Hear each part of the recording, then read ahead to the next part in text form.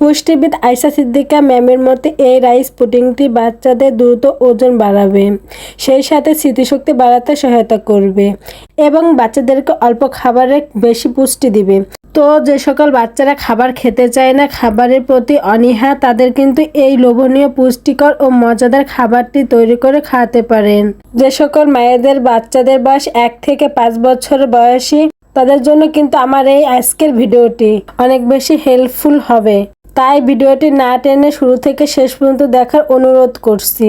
সরাসরি চলে আসলাম চুলায় একটা পরিষ্কার প্যান বসিয়ে দিয়ে তার মধ্যে দিয়ে দিচ্ছি বাচ্চার চাহিদা অনুযায়ী পরিমাণ মতন ভাত, এবং ভাত দিয়ে দিচ্ছি পরিমাণ মতন লিকুইড গরুর দুধ, এবং দিয়ে দিচ্ছি কিছুটা পরিমাণে পানি। আপনারা চাইলে কিন্তু পানিটা স্কিপ করে যেতে পারেন, শুধু গরুর দুধটা দিয়েও খাবারটা রান্না করতে পারেন। সুন্দর একটা ফ্লেভার জন্য দিয়ে দিচ্ছি তেজপাতা এবং একটু দিয়ে দিচ্ছি দারচিনি। এখন সবকিছু খুব ভালো করে মিশিয়ে নিয়ে একটা ঢাকনা দিয়ে ঢেকে চুলার আঁচ মিডিয়াম এবং লোয়ের মাঝামাঝি রেখে এগুলোকে 5 থেকে 6 মিনিটের মতো রান্না করে নিব। ফিরে আসলাম 6 মিনিট পর, আর এর মধ্যে কিন্তু ভাতটা কিন্তু খুব ভালো করে সিদ্ধ হয়ে গেছে। এ পর্যায়ে একটা আলু ম্যাশারের সাহায্যে আমি খাবারটি খুব ভালো করে ম্যাশ করে নিচ্ছি। আপনারা চাইলে কিন্তু এই কাজটি ডাল ঘুটনির সাহায্য করতে পারেন। তো যাই হোক, খুব ভালো করে ম্যাশ করে নিয়েছি। এখন কিন্তু আপনারা চাইলে কিন্তু এখানে ডিমের কুসুমটা অ্যাড করতে পারেন, এবং 1 বছরের বেশি বয়সী বাচ্চাদের ক্ষেত্রে কিন্তু ডিমের সাদা অংশ সহ পুরো একটি ডিমই অ্যাড করতে পারেন। আমি কিন্তু এখানে ডিমটা অ্যাড করছি না। এ পর্যায়ে দিয়ে দিচ্ছি এইটুকু পরিমাণে ঘি। দর্শক, ঘি কিন্তু বাচ্চাদের জন্য অনেক ভালো একটি গুড ফ্যাট।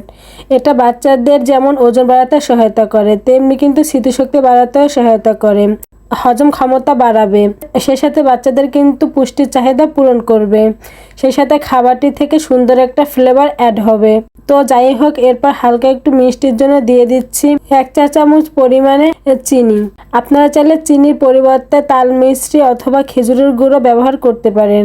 তবে খেজুরের গুড়, তাল মিষ্টি এটা আমার হাতের কাছে ছিল না, তাই আমি ব্যবহার করতে পারছি না, তাই আমি এখানে চিনিটা ব্যবহার করেছি। তো যাই হোক, ঘি চিনি দিয়ে খুব ভালো করে নেড়েচেড়ে মিশিয়ে নিচ্ছি।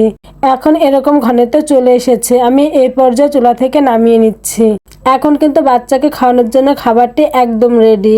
এই খাবারটি পুষ্টিবিদ আয়েশা সিদ্দিকা ম্যামের কথা ফলো করে তৈরি করা হয়েছে। এই খাবারটি আমি আমার ছেলেকে ছোটবেলা থেকেই খাওয়াচ্ছি, এবং এখনো কিন্তু মাঝে মধ্যে তৈরি করে খাবারটি দেই। খাবারটি খুবই পুষ্টিকর হয় এবং আমার বাচ্চা খুব পছন্দ করে খায়।